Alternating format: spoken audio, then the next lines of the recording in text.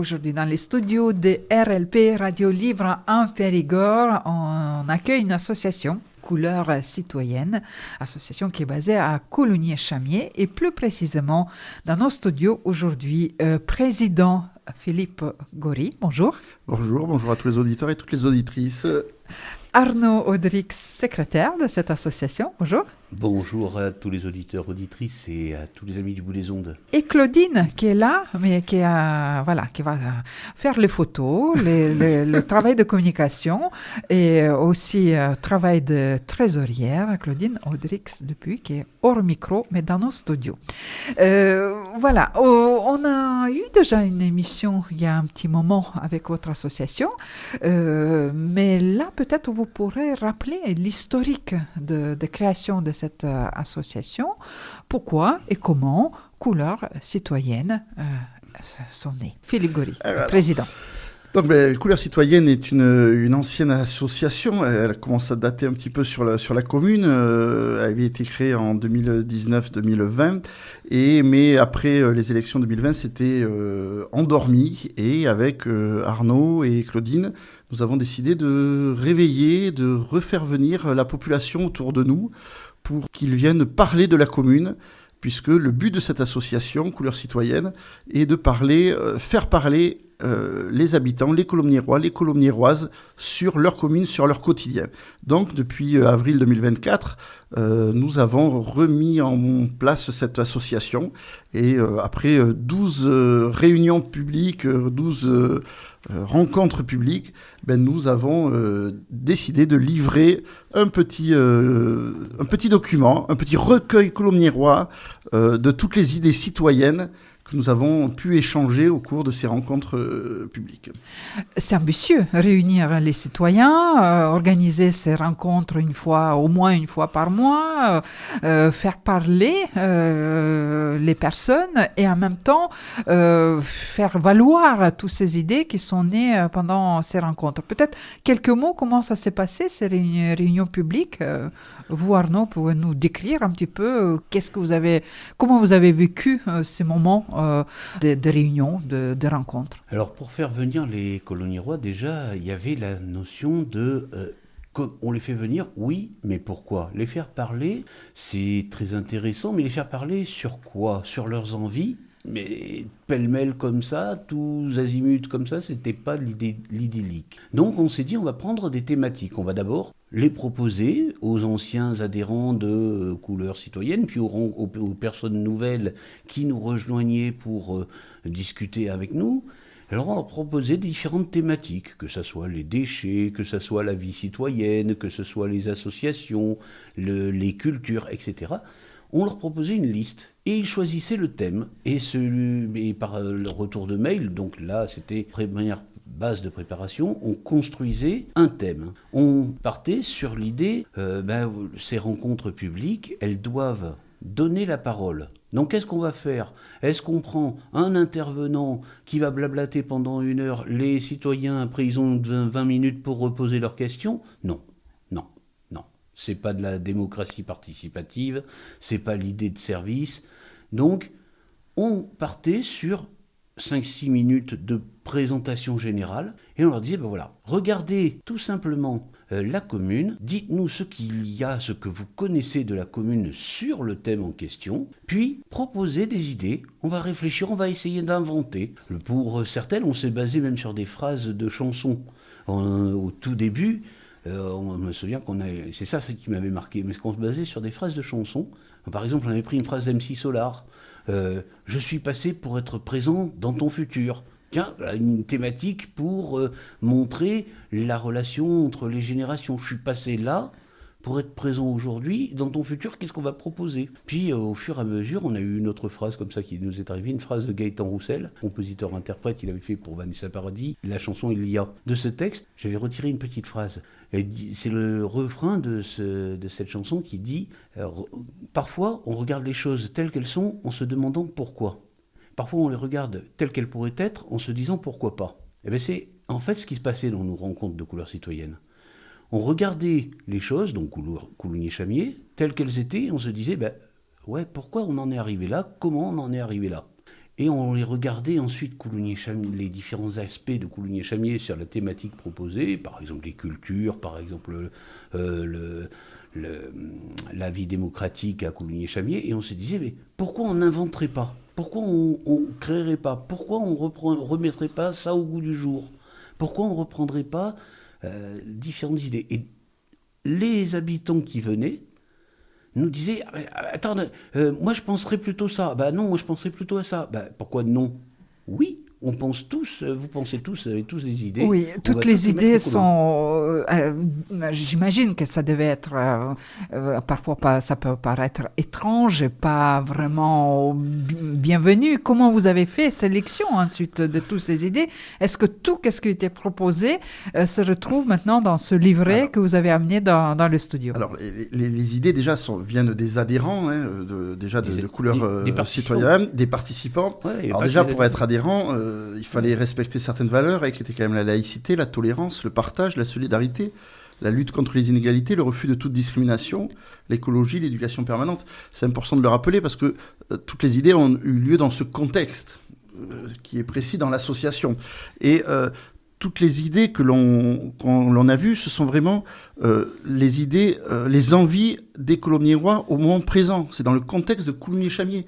Tout ne serait peut-être pas transposable dans les 120 idées que l'on a mis dans ce recueil. Tout n'est peut-être pas transposable à Périgueux, à Boulazac, ailleurs en France. Mais tout vient du vécu réel des habitants. Et donc, c'était vraiment très intéressant de les laisser parler. Ce que l'on a eu comme avantage aussi, c'est qu'au lieu de prendre note, on avait, grâce à l'association francophone, Sonorium francophone, la possibilité d'enregistrer, donc de laisser la parole se dérouler et prendre confiance justement, avec bienveillance. Tout le monde se parlait, tout le monde avait son idée. Et on a utilisé un peu ce qu'on appellerait l'effet boule de neige d'une idée. On ressortait une autre, et on ressortait une autre, et on se posait des questions. C'était toujours interrogatif, je veux dire, et c'était toujours pour aller vers l'avant. Donc c'est pour ça qu'on a des idées. Alors le mot idée, on a même eu, on va dire, les utopies. C'est ça qui. Et je pense que dans la vie d'une commune, avoir des utopies, c'est aussi très agréable parce que ça permet vraiment de se projeter dans le futur. Et on a laissé la parole aussi à tous ce qu'on a appelé les oubliés. Et là, on reprendrait les oubliés de Gauvin-Cers, qui nous a servi pour la dernière thématique ballet au mois de novembre. C'est vraiment toute cette population qui n'ose pas parler. Et vraiment, ça a été quelque chose de très satisfaisant, ça, cette possibilité on se connaît, mais est-ce qu'on a vraiment parlé des choses comme de la voirie ensemble? Est-ce qu'on a parlé de la relation aux seniors? Est-ce qu'on a parlé du handicap sous toutes ses formes? Donc, on a vraiment une richesse d'intervention.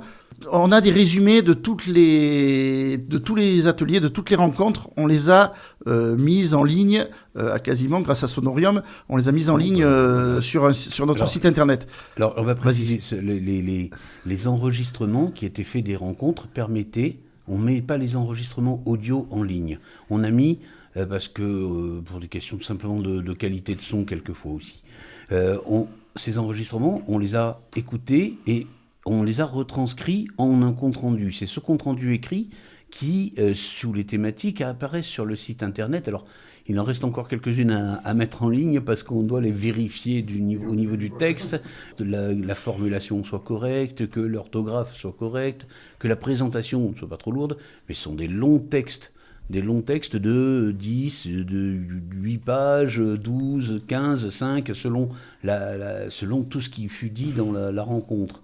Et de ces textes, il y a un petit résumé en fin de texte qui rassemble les propositions, toutes les propositions, qu'elles aient déjà été dites ou pas.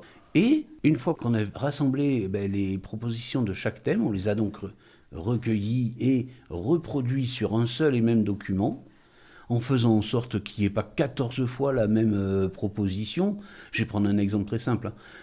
Dans chaque thématique, ou presque, on a entendu des propositions ou lues, parce qu'il y avait les participants aussi par mail. Il y avait des personnes qui envoyaient des mails avant la rencontre et qui nous disaient « Ah, j'aimerais bien qu'on puisse mettre en avant telle idée ». Alors l'idée, par exemple, c'est les commissions extra-municipales pour discuter, pour permettre d'avoir le lien avec la mairie en tant que citoyen, en tant qu'habitant. Ah ben, très bien. Si cette proposition existe, elle était dans toutes les thématiques. On n'allait pas le reproduire là sur le livret dans toutes les thématiques. Ça aurait fait un livret beaucoup plus important et ça aurait fait surtout beaucoup de redites et on nous dirait mais mes pauvres vieux, vous radotez là. Oui, il y a pas mal de propositions que vous avez dit, 122 propositions que vous avez regroupées sur différents thèmes. Peut-être vous pourrez tout simplement citer ces thèmes et peut-être quelques propositions. On ne va pas nommer 122 ici pendant notre rencontre, mais ce document existe et les personnes pourront le trouver. Ce document est en ligne depuis hier soir sur notre site internet en relais avec la page Facebook. Donc, on ne va pas l'éditer au-delà des adhérents et de ceux qui nous le demanderont. On va l'éditer papier. Par contre, pour ceux qui peuvent se connecter sur Internet, on les envoie vers ce livret qui est très facile à lire, qui est un format A3 amélioré et qui permet d'avoir une visibilité de toutes les idées en même temps. Et en sachant également qu'ils peuvent très très bien nous le demander, nous l'envoyer, nous contacter pour aussi nous solliciter la version papier s'ils veulent la lire sur autre chose qu'un ordinateur ou un écran. C'est tout à fait possible. Alors, ce livret comprend donc plusieurs thématiques, la vie associative, la citoyenneté, les moyens d'action et pouvoir des élus, relier les générations, solidarité et sociale. On a la vie culturelle hors les murs, la voirie, les moyens de déplacement, les transports, l'écologie et l'économie et l'avenir de la ville, la santé et le bien-être, les déchets domestiques, les oubliés de la commune. Et on a eu 2 fois la thématique sur le budget municipal, puisqu'on pensait que c'était le nerf de la guerre, l'argent. Donc on a fait 2 thématiques sur le budget municipal. Et donc on a plein de choses qui ressortent de là, de toutes ces propositions. Toutes ces propositions vont être remises à tous les partis politiques qui souhaitent améliorer leur vision pour 2026, 2027 et les années futures. C'est des idées qui se projettent dans le temps et donc nous sommes à leur disposition pour remettre à leur demande le fascicule. Donc par exemple, on va l'envoyer au maire actuel, M. Thierry Sipert, au candidat de la liste d'Union de la gauche, Patrick Capot, et chaque organisation prendra, en plus de ses conditions nationales et de ses propres idées, peut-être des idées de chez nous, et ça, dans nos valeurs, ça valorisera le travail fait par tous ces habitants qui sont venus à notre rencontre et que l'on poursuivra en 2027, mais ça sera un autre élément tout à l'heure. Donc c'est votre souhait que les candidats utilisent ce livret pour leur programme, qu'ils puissent piocher dans votre travail déjà fait? Complètement. C'est un peu le but, en fait. Voilà, le but initial de cette association, c'est vraiment de faire parler les habitants et que ça soit repris quelque part. C'est pour ça que on voulait vraiment que ce recueil tombe avant la campagne électorale. C'est pour ça qu'on a choisi de le remettre hier, le 15 décembre, et qu'on est présent aujourd'hui avec vous. C'est vraiment pour dire la population, pendant 24 mois, s'est assis autour d'une table, a réfléchi à plein de choses, sans tabou. Par contre, sans financement, on va être très clair, il n'y a pas de financement. Ce sont des utopies, ce sont des idées aux partis politiques, aux acteurs ensuite politiques et économiques de s'en emparer pour mettre en valeur ou pour le financement, chercher les financements. Ça, ce n'est pas le rôle de notre association. Nous, c'est vraiment trouver des idées. Et après... être le recueil de ces Malgré idées. Que vous parlez quand même de budget municipal, de réduction de coûts et priorité des dépenses. Voilà, bien sûr. Vous donnez des idées. Parce que le nerf de la guerre étant quand même l'argent. Et c'est vrai que dans le budget municipal, mais qu'est-ce qu'on a mis en avant? On a mis surtout en avant, par exemple, une des propositions, c'est expliquer pédagogiquement qu'est-ce que la fiscalité locale pour les contribuables, quels en sont les fruits qu'ils reçoivent eux-mêmes. Et il faut vraiment l'expliquer. C'est vraiment une des problématiques que ont tous les acteurs politiques sur les territoires, c'est comment expliquer qu'on ne peut pas faire sans impôts, on ne peut pas faire sans dotation globale de fonctionnement pour faire vivre quand même. Donc c'est ça. Et surtout, certains ont proposé que les habitants participent à la co-construction du budget municipal. Vraiment soient acteurs en disant on a un portefeuille, qu'est-ce qu'on va faire avec? C'est pas un budget participatif, c'est vraiment co-construire, choisir des priorités. Et ils nous ont soumis l'idée d'avoir différentes versions d'un budget municipal, parce que derrière une somme d'argent, on peut avoir différentes envies, donc différentes versions, et qu'elles soient votées lors de ces orientations budgétaires. On est sorti là, on va, du moins après, au mois de mars, on rentrera dans les orientations budgétaires, mais que les citoyens s'en emparent en disant Ah mais pourquoi, au-delà de mon bulletin de vote, je ne pourrais pas choisir tous les ans 2 ou 3, on va dire, projets de budget. On en est au budget, pas au projet, est-ce que je choisis un gymnase, non, c'est un projet de budget. Qu'est-ce qu'on fait comme route? Est-ce qu'on donne la priorité au social? Et je pense que ça serait très intéressant que ceux qui nous écoutent et ceux qui interviennent dans ce sens-là, et que les élus futurs, actuels et futurs, s'imprègnent de cette volonté des citoyens d'être au plus proche. Plus on comprend et plus on participe, plus ça co-construit des choses. Et puis il y a une autre réalité, c'est que quand on participe à quelque chose, on a beaucoup moins tendance à le critiquer. Puisqu'on y a participé. On peut moins être critique et être critique négatif.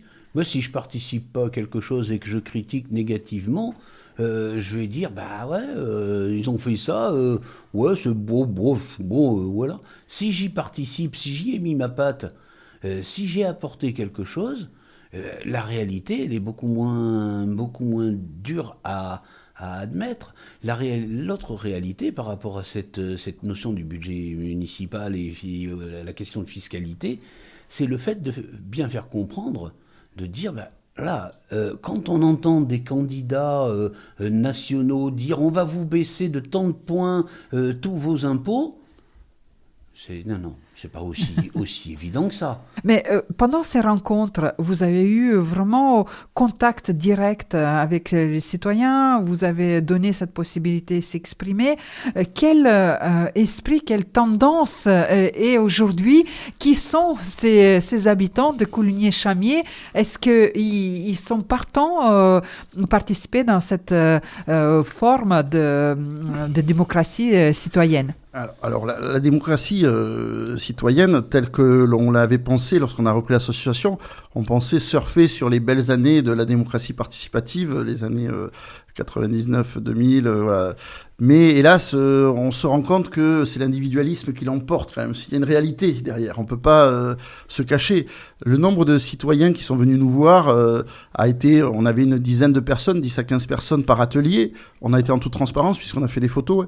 On a eu un turnover avec 8-10 personnes, toujours les mêmes. Mais c'est vraiment des gens qui s'intéressent déjà à la vie citoyenne, qui s'intéressent déjà à la vie de la commune, au sens faire commune. Et donc, oui, le but demain, parce qu'on se projette déjà, nous, dans demain, c'est-à-dire après mars 2026, il faut voir que l'association de janvier, où elle présentera ses vœux au mois d'avril, va arrêter ses actions pour ne pas perturber la campagne électorale des municipales. Il faut qu'on soit très clair, Couleur Citoyenne est une association qui va vivre dans le temps et qui va rassembler les populations. Donc, oui, on a actuellement des adhérents, on a des participants qui aiment leur ville et qui sont venus pour tel ou tel thème. On a parlé des déchets, on a parlé de la culture, donc on a parlé du sport, de la vie associative. Donc à ce moment-là, on a eu des pointes par rapport à ces thématiques-là de gens qui venaient et on leur a laissé la liberté de parole. C'est ça qu'il faut voir et je pense que c'est ça qu'il faut recréer. Non pas être soumis à des dictates, je suis une association, si je parle, on va me juger. Non, on n'était pas là pour des jugements, on était là pour se projeter dans l'avenir. Et vraiment, notre association sera dans le futur la vigie et essaiera de pérenniser ces idées, de multiplier les idées qui changeront peut-être justement dans les programmes futurs au fur et à mesure de l'avancée des mois et des années d'un futur candidat, du moins d'un futur élu de notre commune. On est sur la commune de Coulugny-Chamiers, il y a d'énormes potentiels. Il faut qu'on casse aussi l'individualisme, le rabrougrissement sur soi-même. Il faut vraiment qu'on avance dans affaires communes de plus en plus. Et il y a beaucoup de propositions justement qui sont des échanges pour créer des lieux de rencontre. Beaucoup ont proposé qu'on réouvre les écoles, qu'on ouvre les city-stades qui sont dans les écoles, qu'on ouvre les gymnases de façon plus pérenne pour que les personnes se rencontrent. Il y a une proposition, c'est de faire le parvis de Claudie-Aigneret un lieu de rencontre et de discours public. On va dire un peu comme le corner de Londres, le Speak Corner de Londres. On voit que les gens ont besoin. Il y en a qui nous ont proposé de faire un parc de jeux pour seniors. On sait qu'il y a les parcs de jeux pour enfants, mais pourquoi pas seniors? Il y a des outils dans les maisons de retraite qui utilisent des petits vélos où on s'assoit, on fait du vélo en même temps. Mais voilà, on voit bien que ça pourrait être... Il y a des besoins de communication, de rencontres intergénérationnelles. Et on voit aussi que, par exemple, le lieu de rencontre qui est la route, il y a eu des propositions à des routes sans trottoir comme s'il n'y a plus la dispute de moi, je me gare sur le trottoir ou pas, des routes à vin. Donc il y en a une qui a été mise en place, la rue Benta de Bagnos, va être comme ça, mais pourquoi pas l'élargir plus loin.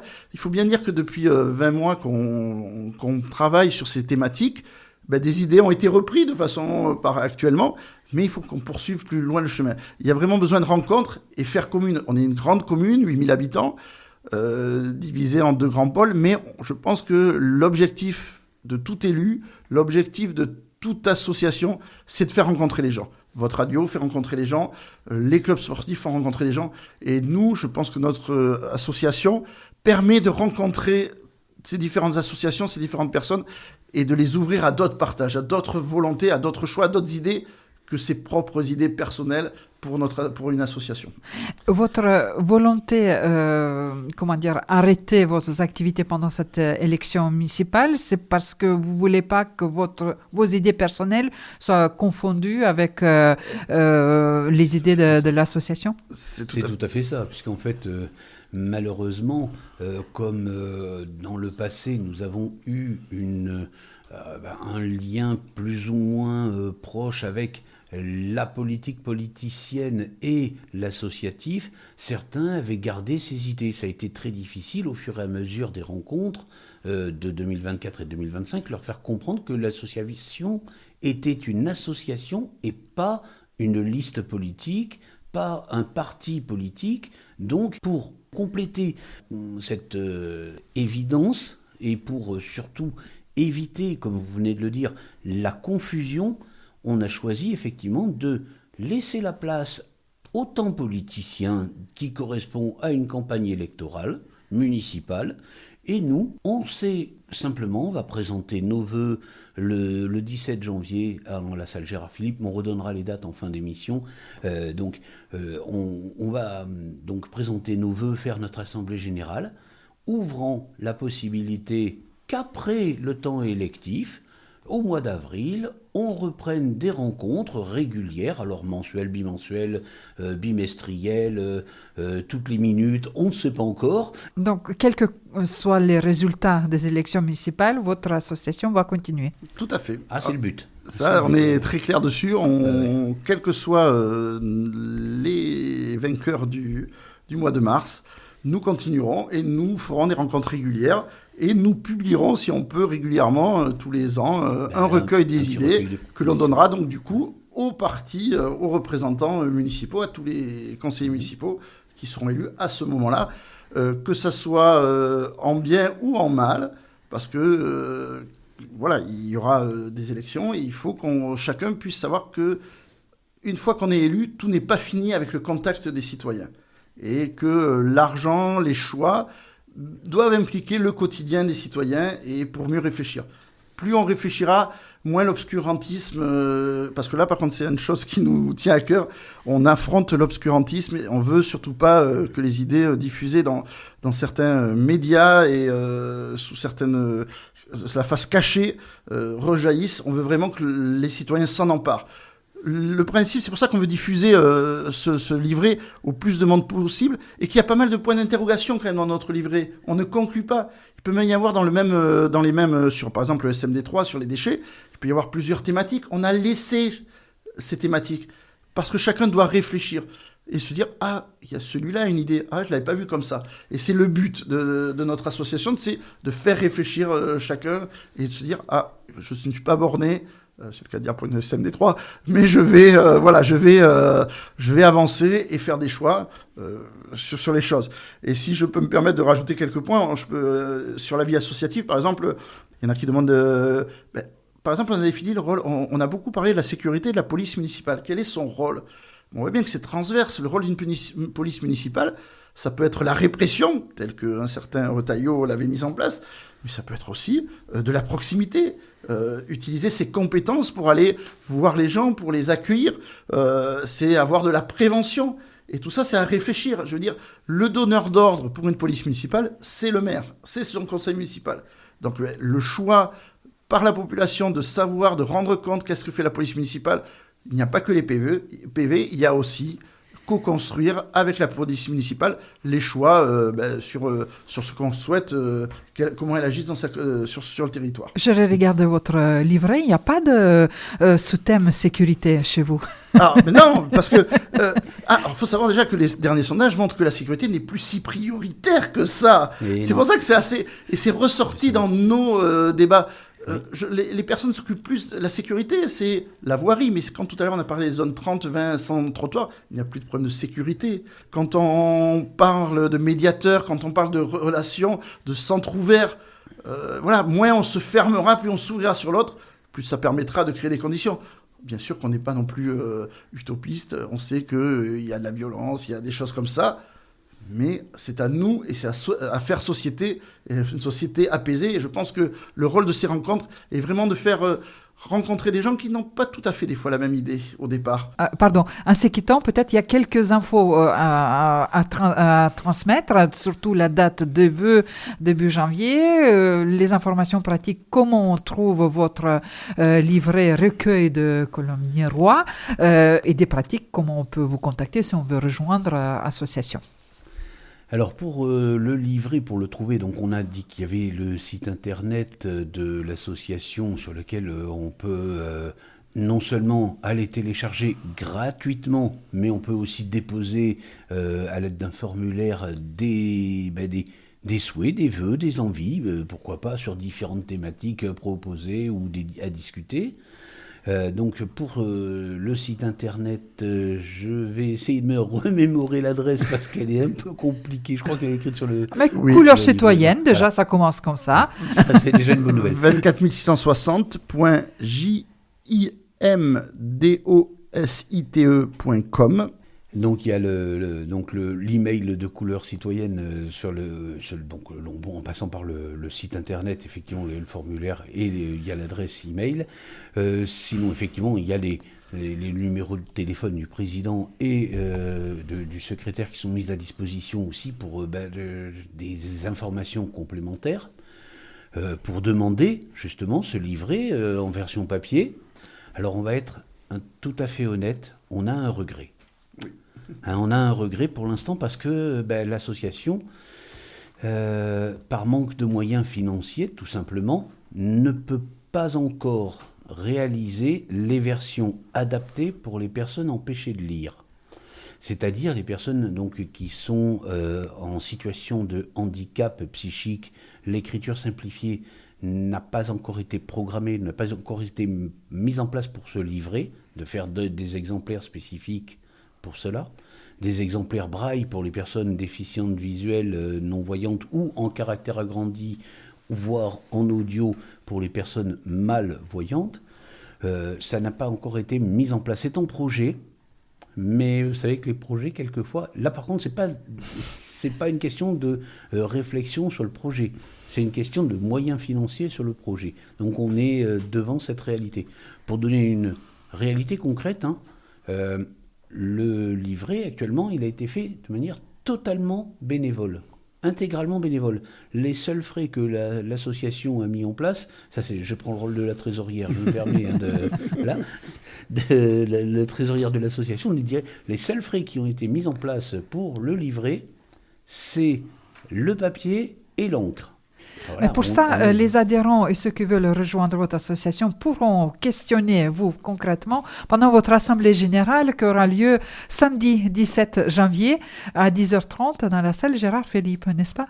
C'est ça. En fait, il va y avoir deux temps. Il va y avoir le temps de l'assemblée générale proprement parlée, et comme on est en janvier, c'est le mois des vœux, donc on fera un tour de table des vœux des uns et des autres sur le plan local, sur le plan national, s'ils le souhaitent.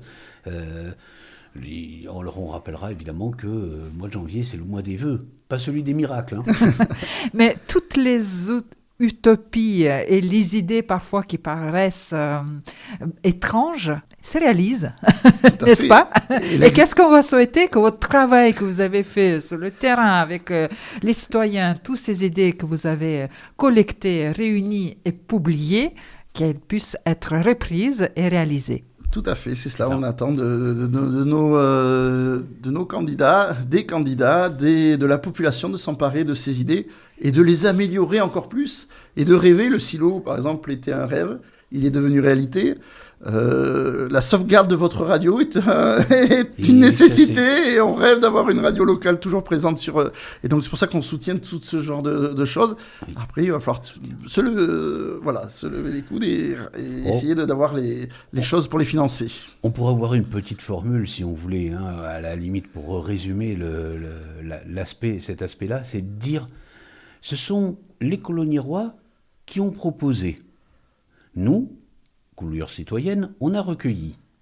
Les élus, actuels et futurs, décideront, et pourquoi pas par des votations citoyennes, histoire de rendre au peuple leurs idées à exprimer à nouveau pour voter, pour faire quelque chose et construire un avenir.